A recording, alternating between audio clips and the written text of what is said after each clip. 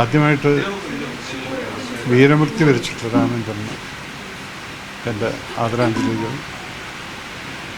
ഇവിടെ വന്നപ്പോൾ ഞാൻ കണ്ടത്, ഞാൻ വളരെ മാനസികമായിട്ട് പെട്ടെന്ന് ഞാൻ ഇമോഷണൽ ആവുന്നൊരു വ്യക്തിയാണ്. ഇവിടെ വന്ന് ഞാനിവരെ എങ്ങനെ ഫേസ് ചെയ്യും, അദ്ദേഹത്തിൻ്റെ വൈഫിനെ, മോളെ, മകനെ. പക്ഷേ ഞാനിവിടെ കണ്ടൊരു ഒരു യഥാർത്ഥ രാജ്യസ്നേഹികളെയാണ് ഞാൻ ഇവിടെ കാണുന്നത്.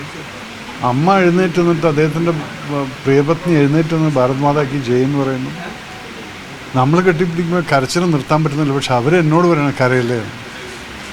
മോള് ആരതി ഒരു ഡ്രോപ്പ് കണ്ണീര് വരാതെ ബോൾഡായിട്ട് നിന്നിട്ട് ഈ കാര്യങ്ങളൊക്കെ പറയുന്നത് കേൾക്കുമ്പോൾ അവർക്കൊരു ഉദാഹരണമാണ് ഈ രാജ്യത്തിൻ്റെ.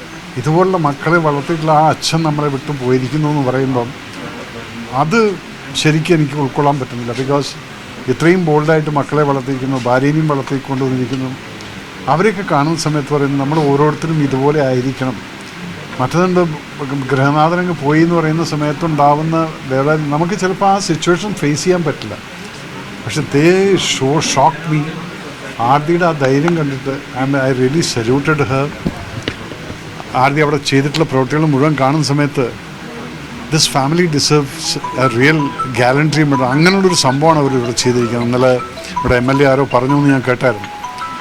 ബട്ട് ദെൻ എന്ത് തന്നെയായാലും ശരി, ഇതൊക്കെ കാണുന്ന ജനങ്ങളോട് എനിക്ക് ഒന്നേ പറയാനുള്ളൂ, നമ്മുടെ ഒരു സഹോദരൻ, അതിവിടെ കേരളത്തിൻ്റെ ആണെങ്കിലും ശരി, ഇന്ത്യയിൽ എവിടുത്തെ ആണെങ്കിലും ശരി, ഇതുപോലുള്ള ഒരു കുറ്റവും ചെയ്യാതെ ദാരുണമായിട്ട് കൊല ചെയ്യപ്പെടുക എന്ന് പറയുന്ന സമയത്ത് ഇനിയെങ്കിലും നമ്മുടെ നാട്ടുകാർ ഒന്നിച്ചു നിന്നുകൊണ്ട് ഇതുപോലുള്ള ഭീകരവാദത്തിനെ എതിർക്കാൻ ഒറ്റക്കെട്ടായി ശബ്ദിക്കണം. അവിടെ നിങ്ങൾ രാഷ്ട്രീയവും ജാതിയും മതവും നോക്കരുത്.